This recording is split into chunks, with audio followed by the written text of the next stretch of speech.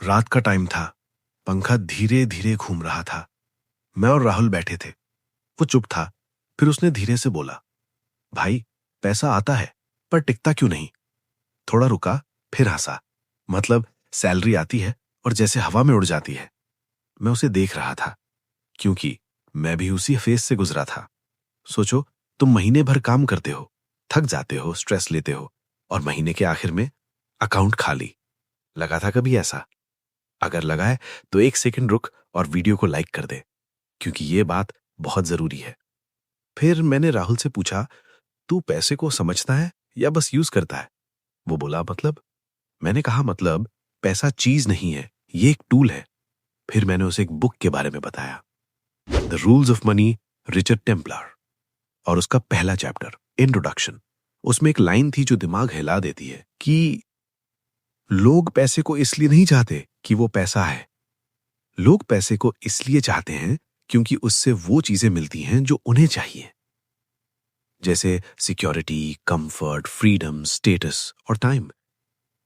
अब यही गलती होती है। राहुल भी वही कर रहा था। वो पैसा कमा रहा था, पर उसे पता ही नहीं था कि वो पैसा आखिर जा किसके लिए रहा है। और यही असली प्रॉब्लम है। पहली गलती, पैसे को एंड समझ लेना, जबकि पैसा सिर्फ एक मीडियम है। दूसरी गलती, कोई क्लैरिटी नहीं, किसके लिए बचा रहे हो, किसके लिए खर्च कर रहे हो, बस जो सामने आया खर्च कर दिया। तीसरी गलती, इमोशनल खर्चा।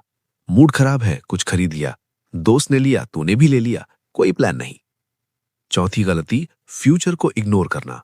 आज मजा चाहिए, कल की चिंता नहीं। और पांचवी गलती, पैसे को पकड़ कर रखना नहीं आता। कमाना सीख लिया, रखना नहीं सीखा। यही फर्क होता है रिच और बाकी लोगों में। बुक में भी यही बोला गया है कि अमीर लोग कुछ बेसिक रूल्स फॉलो करते हैं जो बाकी लोग जानते तो हैं पर करते नहीं। अब मैंने राहुल से कहा, देख, सिंपल है।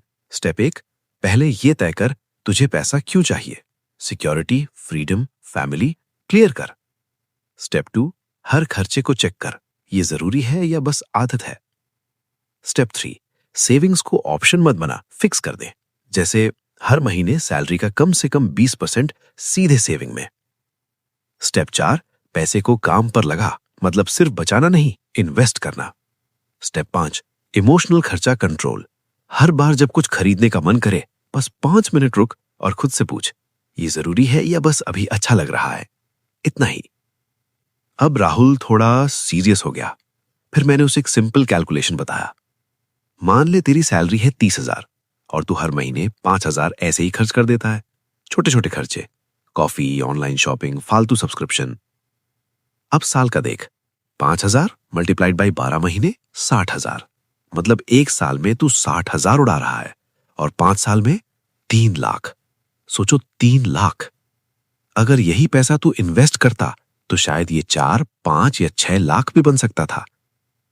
और यही फर्क है, जो लोग समझते हैं और जो नहीं समझते। पैसा सिर्फ आता नहीं, पैसा बनता है। और अगर सही यूज किया तो वही पैसा तुझे फ्रीडम देता है। बुक में भी यही कहा गया है कि पैसा खुद में कुछ नहीं, पर ये वो सब दिला सकता है जो लाइफ को आसान बनाता है। अब सोच, अगर तेरे पास सिक्योरिटी हो, कंफर्ट हो, टाइम हो, तो लाइफ कैसी होगी? शायद थोड़ी आसान, थोड़ी हल्की, थोड़ी अपनी।